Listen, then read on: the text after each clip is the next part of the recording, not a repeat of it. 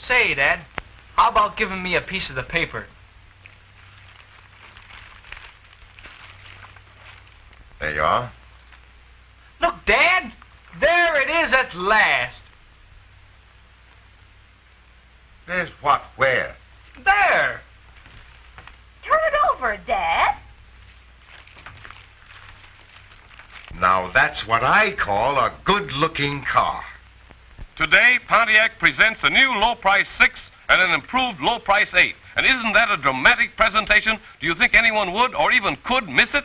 A striking overall view of the front end showing just enough to intrigue their interest to come down and see the whole car.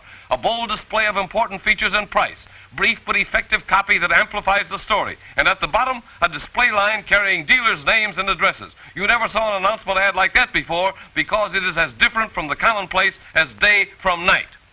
Here is the second advertisement. Let me describe it to you because it is typical of what is to follow. And this 1935 campaign has been designed to make America think certain definite thoughts about the Pontiac car and the institution behind it.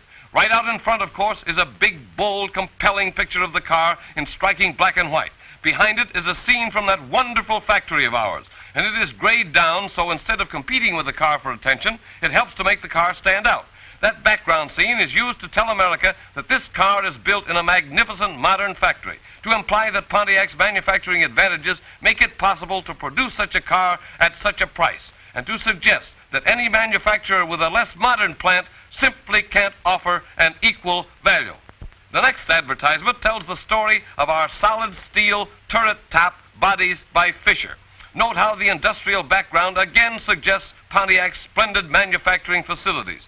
And as the weeks go on, this unusual type of advertising will put across the impression that the 1935 Pontiac is not only brilliantly beautiful, but that it also has that priceless quality of being well built.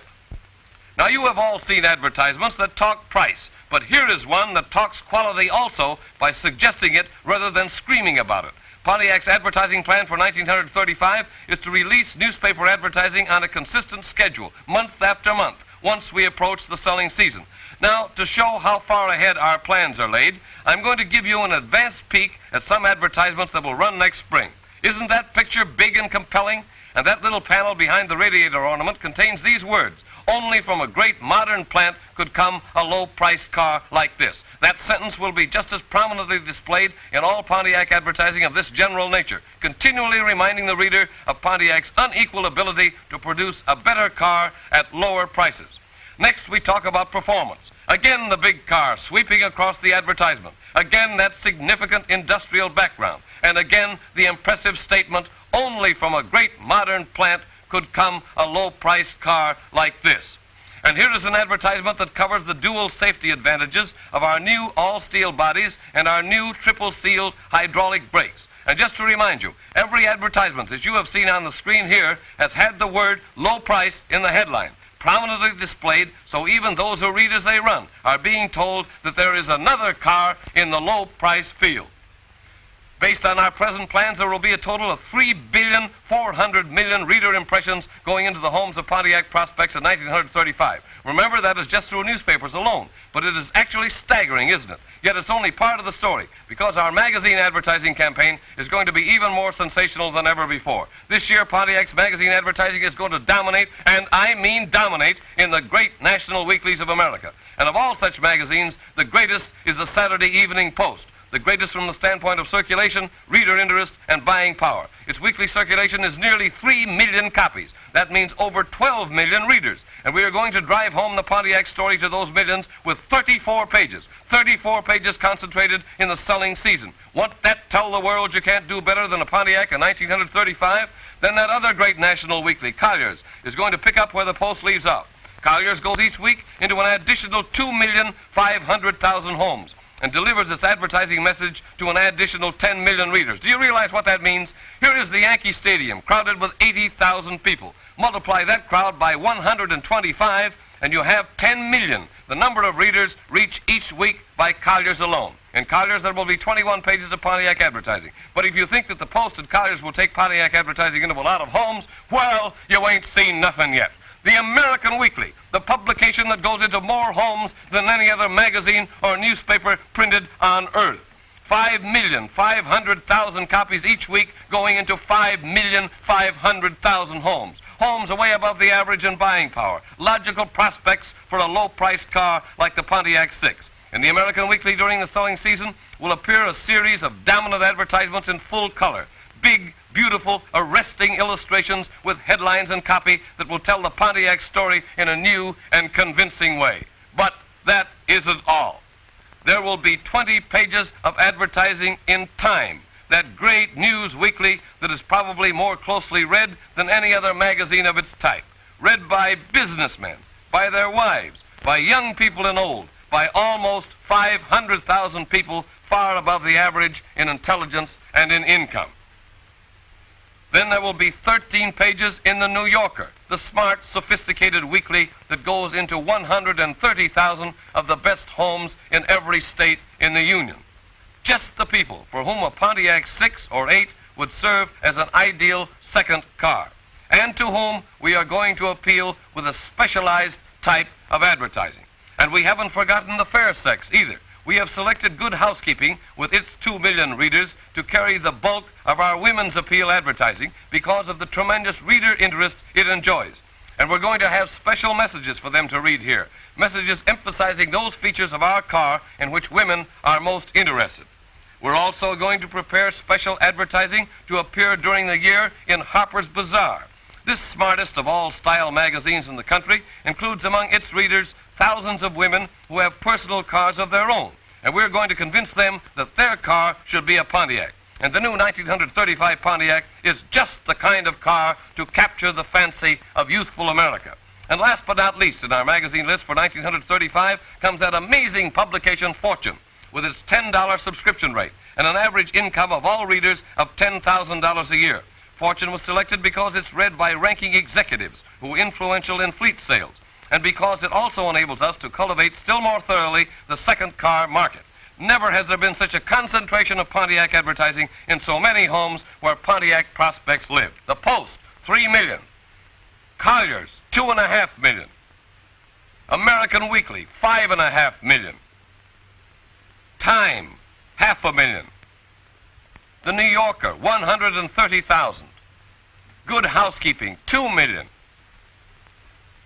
Harper's Bazaar, 120,000.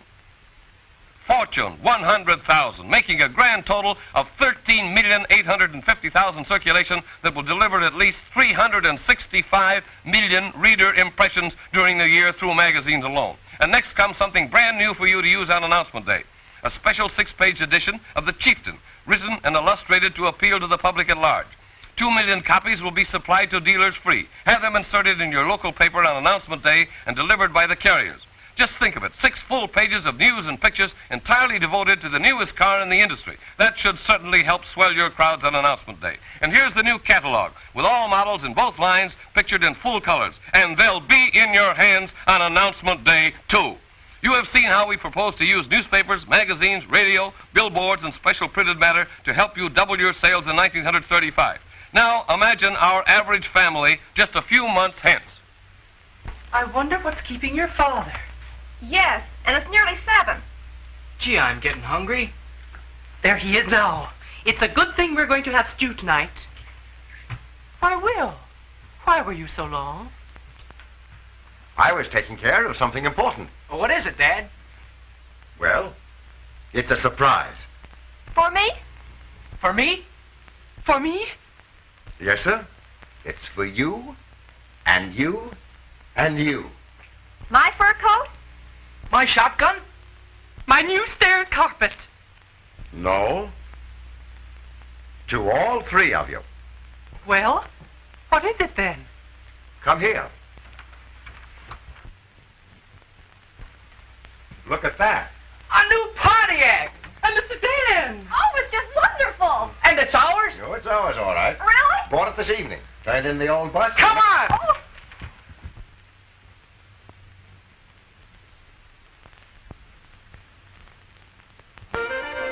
And so, one more Pontiac prospect becomes a Pontiac owner. One more family that, multiplied by millions, will be at the receiving end of the most powerful and most persuasive advertising campaign in Pontiac history. 2,500 newspapers in every state in the Union, from the great metropolitan dailies down to the smaller weeklies, there will be delivered the staggering total of over 3,400,000,000 selling impressions. Through the leading national weeklies, women's publications, and class magazines, over 365 million selling impressions. Month after month, through 5,000 billboards, over 2,900,000,000 selling impressions delivered along the highways and byways of America. Through the great red network of the National Broadcasting Company with its 60 powerful stations, 890 million selling impressions. Through newspapers, billboards, magazines, and radio.